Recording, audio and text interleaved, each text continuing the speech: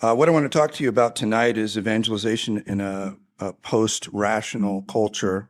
So I'm Jewish by birth. I grew up in a very difficult situation. The first Catholic I ever met was my stepfather, who beat my mother into the emergency room, terrorized me and our family, fired a gun in our home, destroyed our home end to end in a drunken rage. And in between all of that, attempted to convince me that the Catholic Church was the one true faith.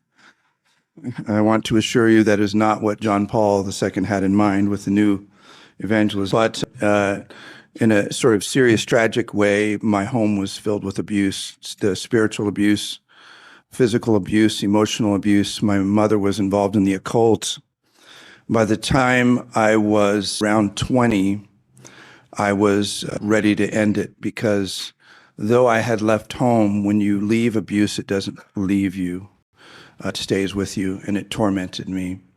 And so for me, around 20 years old, it was a bullet or a reason, because I had really no rational reason to live and continue to experience what I was experiencing interiorly if there was no reason for suffering. And so, but God is merciful, and though I didn't know him at all, he does answer the prayers of those who don't know him, those who desire for a reason to live and to live out the existence that he desires for us. And so I began a search. And what I want to tell you about is a handful of people who know how to evangelize in this culture, though, of course, for me, it was quite a long time ago. But the approach they used is timeless, but more timely in our time than any other time. If I were to subtitle this talk, it would be Apologetics of Extraordinary Love.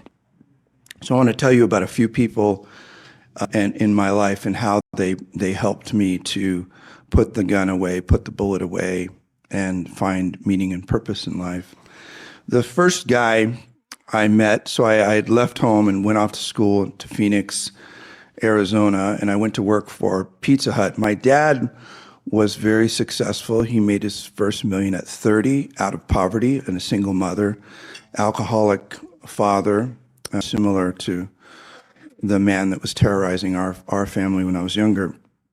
But he was a hard dude, so he didn't give me anything. He wouldn't, which was I'm really grateful for, because so many children are wrecked by money and not learning how to be responsible. So at least he did that for me. So I had to work while I was in school. My first job working was for Pizza Hut. And the challenge is that because I was in such distress and in so much interior turmoil, I was not a friendly person, because when you grow up like I did, you create these barriers, and the goal is to keep other humans away, because humans hurt, right? And so the best way to do that is to treat them poorly. And so that was generally my outward comportment, was to treat people poorly. And so when I was at Pizza Hut, there was this guy named Mark, and he used to finish his work early. I didn't know this at first. I figured it out later. But my experience of him is he shimmied up beside me one day and said, "Hey, I've finished my work, and can I help you with the dishes?" And I thought, okay, you're an idiot. Sure, you can help me with the dishes. I didn't say it, of course. I just thought it. I was like, well, I don't want to do dishes, so you can go ahead and do the dishes. And then he did it another day. And then he did it another day. Interesting.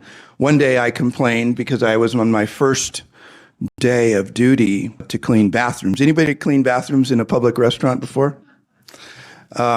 Mark volunteered to clean the bathrooms in my stead. In the midst of all of that, so I couldn't figure him out, because people were not good, generally, for me.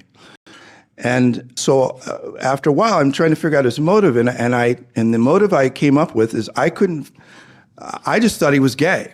I thought he was hitting on me, because I'm like, why would you be so nice to me? And so I decided, in my family tradition, the way you dealt with that then amongst men was you put the other guy's lights out and just let him know in certain terms that you weren't interested, but violence was a good, permanent way of doing that. So I took him out back, and I have no memory of what I said to him, but I remember him backing up and saying, no, no, no, I'm a Christian. I'm supposed to be nice. This is what we do, you know? Funny. So then he told me this beautiful story about how he was a cocaine addict and how Jesus had liberated him from that addiction and how he turned around his life. And, you know, he tried to take me to church. I went in and left early because of the way people looked at me, which, if you can imagine, I don't need to paint a picture of how I looked then, but evangelical church folks I made them uncomfortable, or at least that was my perception. So I left before the service even began. Mark, funny enough, offered to, he said, you want to study the Bible together? And I thought, what does that look like? And he said, well, we read the Bible together and we talk about how we feel about it. And I thought, wow, that's gay. There's no way. I told him, I said, if you want to blow something up, if you want to go out in the desert shooting, I'm good, but there's no way I'm sitting with another dude talking about my feelings about the Bible. So it tells you a little bit about where I was at. But I was deeply moved by Mark. Love builds a bridge over which truth can pass, even to the hardest of hearts. Love builds a bridge over which truth can pass. You know, our friends at Catholic Answers are like the best institution on the planet for evangelism with truth. But what has to precede those messages is acts of extraordinary love. Mark looked past my exterior and looked past the discomfort that I caused him and everyone in my path for decades, witnessed to me, told me about Jesus, told me the truth. But he loved me first, which is vital in our culture, because people in our culture, logic means nothing to them. Rationality means nothing to them. But if you give yourself in love to them, it opens a door, it builds a bridge, and then truth can pass over. So Mark was my first encounter with extraordinary love. My second one was with a pastor named Les at a Southern Baptist church in Covina, California. I was born in Arcadia. And I started listening to evangelical radio because Mark was one of those. I never really went to church. I never really came to Jesus. I did cry out to him. I do remember that. And Mark was part of that answer. But I started going to the Southern Baptist Church. And it was funny because I listened to Walter Martin. Anybody listen to Dr. Walter Martin on radio? No converts in the room? I don't know. I liked him because he was a jerk. And he was super blunt, and he was an apologist with a kind of a competing organization. I can't remember what they're called. The Bible Answer Man. Yeah, that's right, Bible Answer Man. And so he said he let it slip one day that he was a Southern Baptist. And so I thought, well, I'll just go find a Southern Baptist church. So I just opened the white pages. Y'all know what that is? Are you old enough to know what a white page is? And triangulated the closest Southern Baptist church. I just assume they're all the same. And so I went in, and to get all incognito, I sat way in the back. And funny enough, this wasn't a back row Baptist church. It was a front row Baptist church. So the first 5 pews filled up. There were about 20 empty pews, and me sitting incognito, listening to this service. I was really moved by it. Never can get past the emotion. I was moved by people singing in harmony together. Such a simple thing. But I remember just being blown away by it. So because I was incognito, Les, the pastor, saw me and approached me after the service was over. And he said, what are you going to do? It's classic Protestant, like right for the jugular. I guess Carl Keating might be the Catholic example, but so he said, what are you going to do when you face Jesus at the end of your life and your judgment? And he asked you, why should I let you in? And I remember saying to him, I have no idea what the hell you're talking about. I said, but if you can help me and give me answers, I said, I'm dying inside and I need help. And so if you'll help me, I'll listen to you. So he agreed to meet with me and my cousin, who's now a professor of epistemology at a Reformed college in Iowa, which is very interesting. But he met with us every Thursday night for an entire year. And he went through a book called Evidence That Demands a Verdict, which is a survey. It's from a legal standpoint. There's another great book for you lawyers in the room. I think there's a bunch of you, called by Simon Greenleaf, who wrote the definitive works in the 19th century on evidence, that used for how you determine what's valid evidence and not. And he wrote a book called, what was it called? Testimony of the Four Witnesses.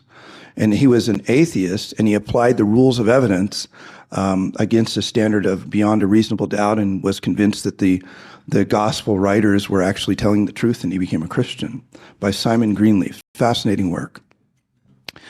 But this book, Evidence to Demand a Verdict, took a similar tact, and so it examined the veracity of the Old Testament, is where we started, because I'm a Jew, right? So that's where we started. And then eventually we got to the New Testament and all of the prophecies of the Messiah that Jesus fulfilled. And in that little church, one day, I bent my knee and submitted. That's the way I thought of it. This whole invite your Jesus into your heart thing didn't really work for me. I thought, he's God.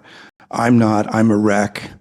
I have a desperate need. Please help me. So it was a kneeling kind of response to the reality that Jesus is God. He is the Messiah. And so he became my Messiah. Ever since then, I've been a lunatic for Jesus. I did door-to-door evangelism in Los Angeles, which to some very difficult neighborhoods, and I've really never stopped, just a little different means of doing that. But Les, while Mark loved me with acts of service, Les loved me with time, gave me the time, and really, again, proved his love for me by giving before he tried to teach me the truth. He answered my questions. He was very patient with me. And I was, frankly, a belligerent ass. He was a minister, but that didn't mean anything to me. He was a guy that might have answers. That meant something to me. Maybe like Walter Martin, who had a lot of credibility in my mind. Love builds a bridge over which truth can pass. The next encounter that I had was with a woman named Phyllis. Now, Phyllis was evil.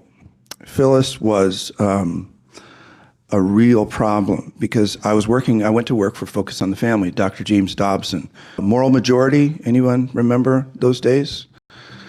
He was one of the major leaders, along with Billy Graham and Liberty University president, I can't remember his name. Jerry Falwell, yeah, exactly, yeah. And so I went to work for Focus on the Family. I was on fire. And this evil woman worked there named Phyllis, and the reason she was evil is because she was one of you. So you remember the first Catholic I ever met, and the terrorizing and the beating and the horrifying things that he did. This Southern Baptist church I joined was very anti-Catholic, and so my wounds fit really well with the false doctrine they were teaching. Roman Catholicism was the main text, if you remember that. You probably are familiar with it, Chris.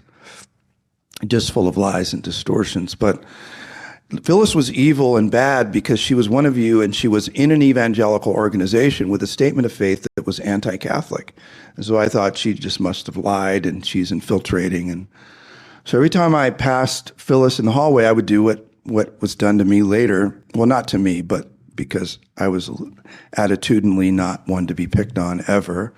But we would do drive-bys. So I would tell Phyllis, because I was so full of love now, knowing Jesus, of course, I would tell Phyllis, you're going to hell. You're a Mary worshiper. What are you doing here at Focus on the Family? And Phyllis was a lousy apologist for Catholicism. I don't remember a word that she ever said. But Phyllis never ran away from me. So I still, while I was at Focus on the Family, I'm ashamed of this. I won the Scrooge Award without trying. I give an annual award out every year. My nickname was Nuke because I had a serious anger issue. I was very sensitive to people below me, always have been. But if you were like a peer or above me and what you're saying didn't make sense, and we were in a meeting, that was going to be made clear to everyone. I have no clue why they tolerated me. But I treated Phyllis like that. But she never ran from me, and she kept coming back and saying, would you like to have a conversation? And she would listen, and we would talk. And then one day, Phyllis was quitting. And I thought, good, let's get rid of the heretic, clean the place up a little bit, and hopefully not let any more in. I became an executive there later and attempted to kind of solidify that. But so she's leaving, there's this big party, and there are about as many people here as there were at her going away party. She was very well loved. And I was in another department nearby, connected, and they said, hey, Phyllis is leaving, there's a birthday party or a leaving party, you need to come. And I said, good, no, not coming. And so they eventually sent someone who was superior to me in authority and said, you're coming. And so I had to set aside my work and come to this meeting. And so when I got to the meeting, there were 5 chairs lined up in the front, similar like this, but there were high chairs where your feet are off the ground. I had no idea what was going on, and I was told to sit in the first of the 5 chairs. And then Phyllis began to recount to the whole group how I had helped her in her faith and the virtues of the challenges and the difficulties in dealing with me was a gift to her. And then she took off my shoes and she washed my feet. And I had not had anyone touch me like that. Especially not someone that I treated so poorly. Love builds a bridge over which truth can pass.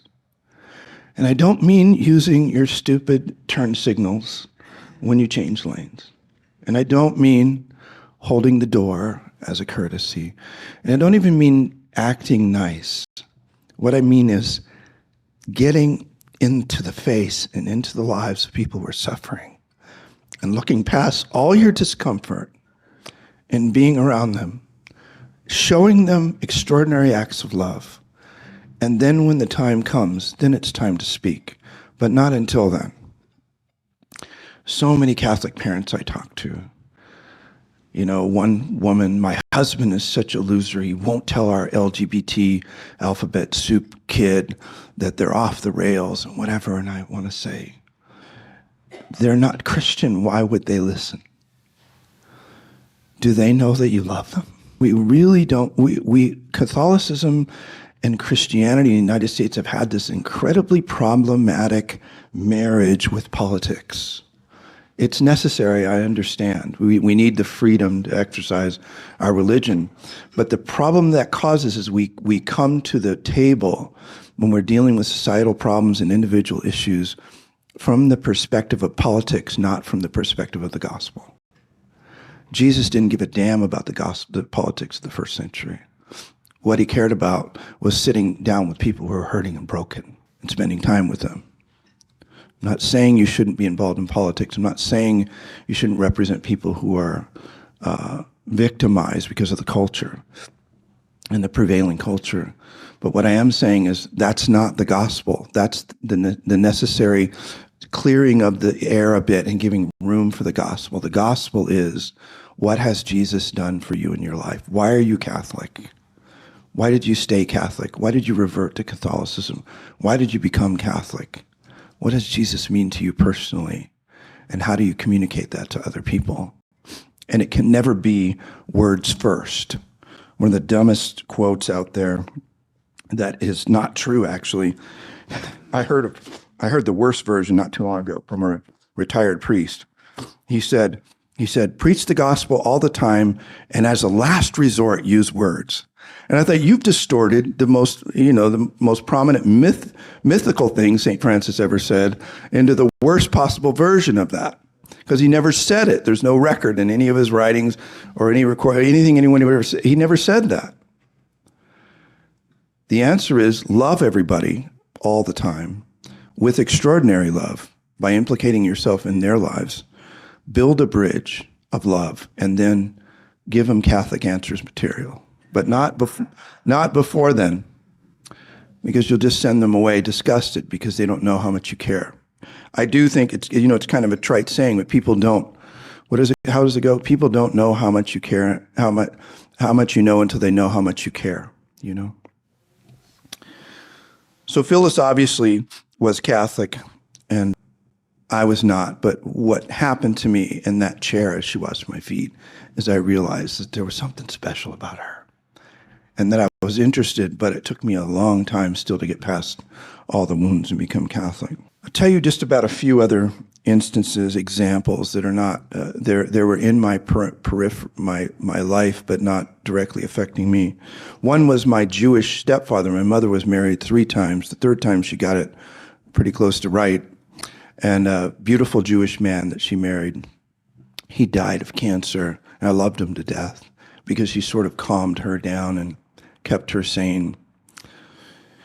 And when he was dying, and I was there, the neighbors came over. He was in hospice in their home. And the neighbors were Baptist. And they said, "We'd like to meet with Mel one last time." And she said, "No."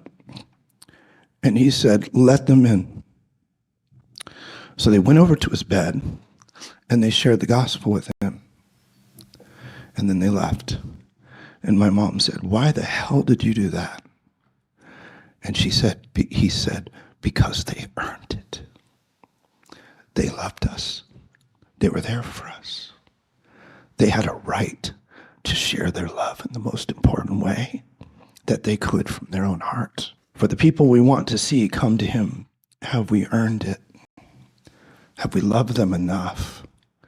Or do we stand off on our high horse with our bumper sticker theology and look for the most, perfect phrase we could insert into the conversation that would suddenly magically convert them, when actually all they feel, because we haven't implicated ourselves in their lives, is hate and judgment. Love built a bridge.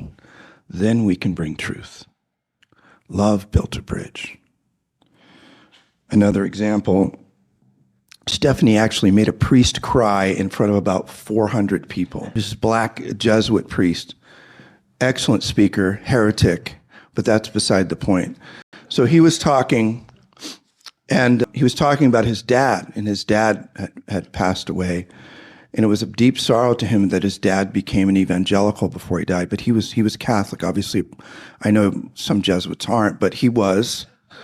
And he had grown up in Catholic church, and because his dad cared about him, he was poor, but he thought, well, this is the best place for him to be, in Catholic education. And Stephanie stood up and said, "I have a question for you." And he said, "Yes." And she said, "Hey, why didn't your dad become Catholic?" And he began to weep. And he said, "I never invited him. I never invited him." He had built a bridge, but he was too fearful because his dad, it's tough to witness to our dads. My dad passed away just a few years ago. Self-made guy, never even had a college degree. I told you he made $1 million by 30. He owned 2 homes by the time he was 30. Rescued and cared for a lot of people, but he was a tough dude. One of his primary giftings was he was able to, this is quite remarkable, he was able to insert the F word in any sentence on any topic. He was a tough guy.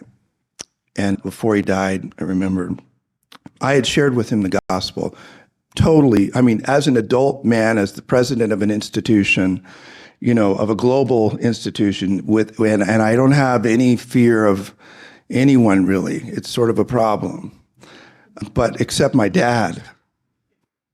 And so it was so hard to share, but every time I went to see him, I would pray the rosary and I'd say, "Lord, Blessed Mother, give me an opportunity to share again." And so I did on a number of occasions, usually initiated by him as an answer to that prayer. So when he was dying, I prayed again. I said, "Lord, give me another chance to bring him home." So I prayed for a time when I could meet with him when my family was not around and he was lucid. My family is just a total bunch of lunatics. And so I didn't want to deal with them while I was trying to share the gospel one last time with my father. And so I woke up, I was down the street, he was in the ER, and he was in and out of the ER, but I was down the street at a hotel, woke up in like 1 a.m. in the morning, and I heard, "Go now." And I thought, he's going to die. I forgot the prayer that I had prayed, "Let me see him alone." So I thought he was going to die, so I called Stephanie. She was with her family in Costa Rica. Her family's Costa Rican. So She was visiting. I said, start praying the Divine Mercy Chaplet because this is it. I got to the room, and he was only with my estranged brother, who was a cocaine addict, and I hadn't talked with him for like a decade. He was on the other side of the bed, and I could care less. So I said, Dad, I want you to see Linda when you die. This was my closest sibling who died at 35 of a tragic death. And he loved her like crazy. And Linda had come to Christ because I scared the hell out of her. And I mean that literally.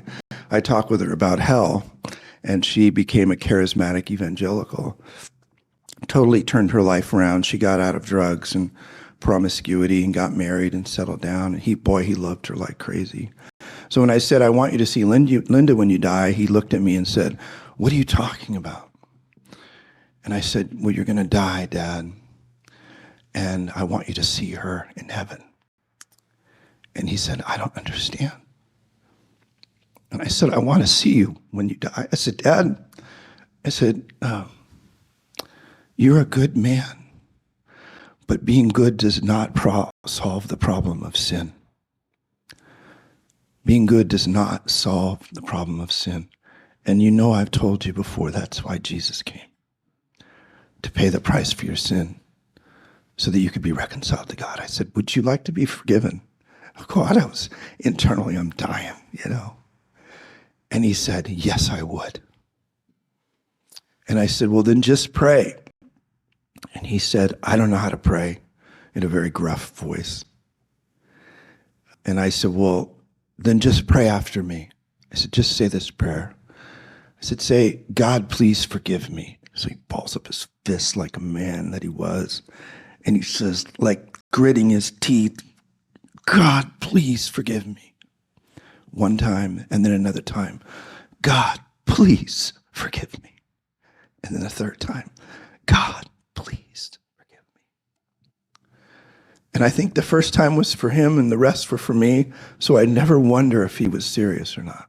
I thought, okay, he had refused to see a priest. I had this awesome priest lined up for him. He was a former Navy SEAL, so he could deal with all the interesting language. He was just the manliest dude. He had this gigantic dog, and I thought, this is going to be perfect. And I asked him twice if he would see the priest, and he said no. And so I had to baptize him, which you can in that kind of a grave circumstance. But I'd been to seminary. I'd been to Bible college. I had gone to seminary? Yeah, I had converted. Yeah, I converted to Catholicism. So I'd been to seminary. I had discerned the priesthood for a time, but I had no training in sacraments. So I'm just like, okay, how do I do this? So I got a styrofoam cup and filled it with water. And I said, in the name of the Father, and I put the water on him. In the name of the Son. Each time he said, wow. In the name of the Son, he says, wow. In the name of the Holy Spirit, wow. That's a little closer to his voice. And so then my brother, interestingly enough, on the side of the bed, I could care less about what was going on with him, he is bawling his head off, which was very interesting. And then we all went to sleep. And we woke up, first thing out of his mouth, Dan, does this make me a Catholic now? And I said, yeah, Dad, it does. He said, good. And then I had to go back. My job was incredibly demanding, and so I had to go back home. And he kept rebounding. He was just the toughest guy on the planet and very optimistic. And so when I got home, I told Stephanie, I said, I told her what happened, and she said, you got to have him confirmed. You got to get him communion. He needs to get last rites. I'm like, oh, dear Jesus, because I was worried. One time, he said yes, and then he said yes to being baptized. And then I thought, I don't know if he'll say yes again. I don't want to hear no, because I want to at least have the hope that I'll get to see him again. So I called him up. And I said, Dad, will you see a priest? He said, yes. The fruits of the sacrament, baptism, already at work in him. So I got my Navy SEAL priest down to see him. And we set it all up. And so I called him up, and he had received, he was confirmed. He received First Communion. He received last rites, all this stuff. He said, Dan, he said, I picked St. Christopher for my confirmation saint. Is that okay? And I said, Yeah, Dad, that's great. Are you sure that's okay? And I said, yeah. I said, how'd you pick St. Christopher? Only saint I ever heard of. What's crazy is a little side story, not related to the talk, but he loved Stephanie to death. And we were sleeping. We went back, and I ended up sleeping in with Stephanie in ICU, and he would wake Stephanie up because I had the important job as president of EWTN News, but I could hear because he tells Steph, he says, Stephanie, he said, St. Christopher's talking to me. Or Christopher is talking to me. And Stephanie says, who's Christopher? She said, St. Christopher. She says, what are you talking about? He said, my dad knows nothing about the faith. Understand? Never, he'd been to the shrine of the Most Blessed Sacrament once, but that was it. And he says, we're standing at the edge of the water, and we're talking about how to get across. Stephanie says, you know what the secret is, Dad? He said, what's that? She said, surrender. And he said, that's hard for a man like me. Why are you Catholic? Who is it that you want to reach? Are you trying to reach them through pithy bumper sticker statement, or are you implicating yourself in their messy, dirty, crummy, strange, repulsive lives, like Jesus did? That's what he was criticized for the most, was being with the dregs. Unless you build a bridge, and they don't care about what you have to say. If you want to reach people in this culture more than any other culture that I'm aware of, at least in the last few hundred years, logic means nothing until the bridge is built. That's when you need to have all your Catholic Answers materials ready. And then you need to speak, but you've got to serve first. You've got to love first. When I was a young evangelical, my pastor was not all that impressed with my zeal because I was still a jerk. And so he had me memorize this passage of scripture that we'll end with that encapsulates all of this. And as I was memorizing it, brought me to tears many times. It goes like this. Chris actually alluded to it in his introduction. If I speak with the tongue of men and of angels, but have not love, I am a noisy gong or a clanging cymbal. If I have prophetic powers and understand all mysteries and all knowledge, and I have all faith so as to remove mountains, but have not love, I am nothing. If I give away all that I have, and if I deliver my body to be burned, but have not love, I gain nothing. Love is patient. Love is kind. Love is not jealous or boastful. It is not arrogant. It doesn't rejoice in the wrong, but rejoices in the right. Love bears all things, believes all things, hopes all things, endures all things. Love never ends, but as for prophecies, they will pass away. As for tongues, they will cease. Knowledge, it will pass away. For our knowledge is imperfect, and our prophecy imperfect, but when the perfect comes, the imperfect will pass away.